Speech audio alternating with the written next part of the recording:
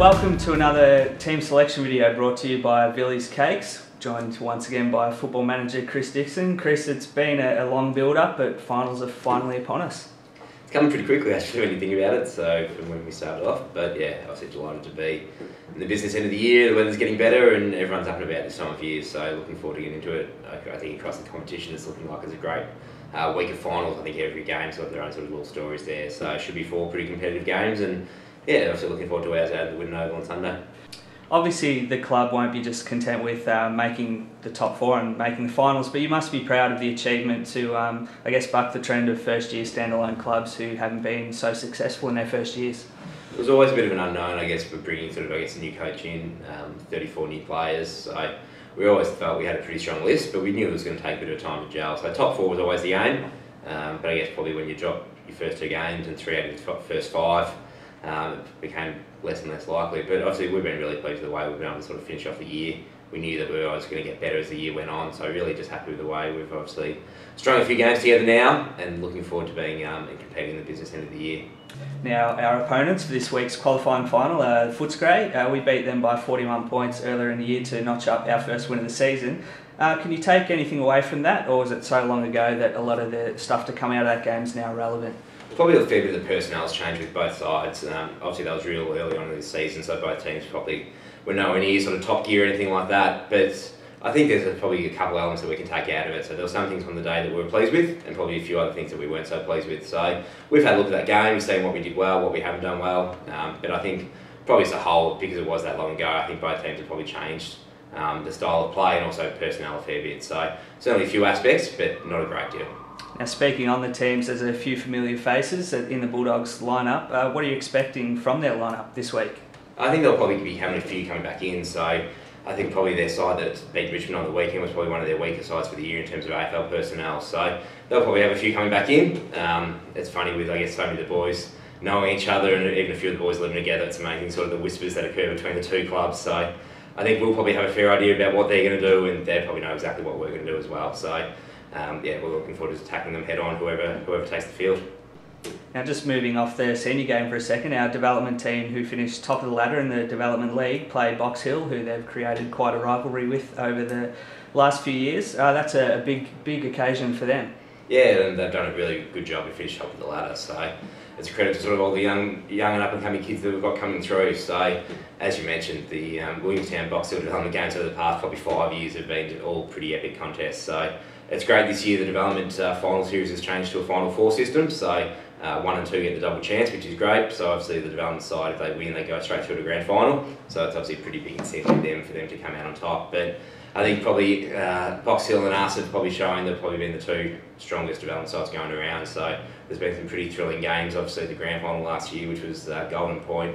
I think round 1 we got them with 2 goals in the last couple of minutes, and then they got us out at Box Hill in the middle of the year. So no doubt I'm sure it's going to be pretty close. It's going to be a really good standard of football as well, with lots of players pressing for senior selection, both from us and Box Hill obviously. Now, you just mentioned up-and-coming players. Our 23rd player this week will be Sam Critchley, who's played a handful of senior games this year. Another great opportunity for him to strut his stuff on a pretty big stage this weekend.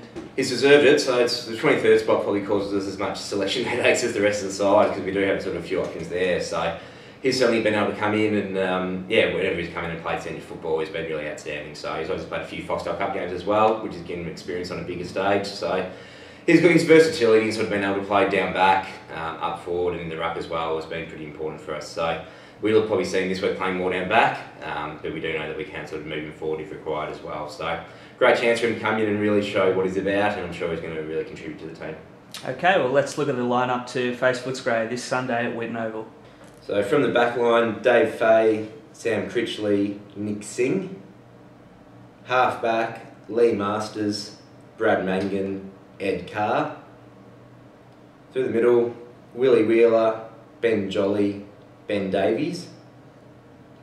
Half forward, Mitch Banner, Scott Clouston, Anthony Anastasio. Up forward, Ryan Ferguson, Nick Meese, Jack Johnston. On ball, Sean Tye, Adam Marcon, Kane Lambert. And on our interchange bench, Michael Gibbons, Ben Bessay, Stephen McCallum, Peter Fawkes, Sean Hetherington, Dylan Conway, Damien Bajaya, Jack Charleston and Ben Casley. This coming Monday, we've also got the VFL's Night of Nights, I guess, the JJ Liston Trophy. Do you think any of our boys are in the mix for any awards? I wouldn't have thought so. I reckon we've probably had too many even contributions across the years, so probably too many guys taking votes off each other. So look, we know Ben Jolly sort of always polls well. Kane Lambert's polled well, and I'm sure he's going to pick up a fair few votes towards the back end of the year. Willie Wheeler's one who's always caught the eye as well. So I'm sure we'll be seeing a few guys probably around maybe around the 10 vote mark, but I reckon probably at the end of the day they would have all taken too many votes off each other. But you never know. You never know what umpires are thinking sometimes. So, but hopefully even on the night we'll have a few guys popping up in the team of the year, so which would be good reward for those guys, and we'll see what else happens.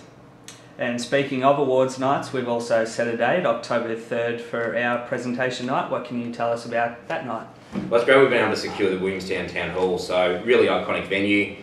It's a large venue, so we'll be able to sort of get a lot of obviously parents, family members, partners in there. So great night. Tickets are selling fast, so really encourage everyone to sort of call up the office 9391 0309.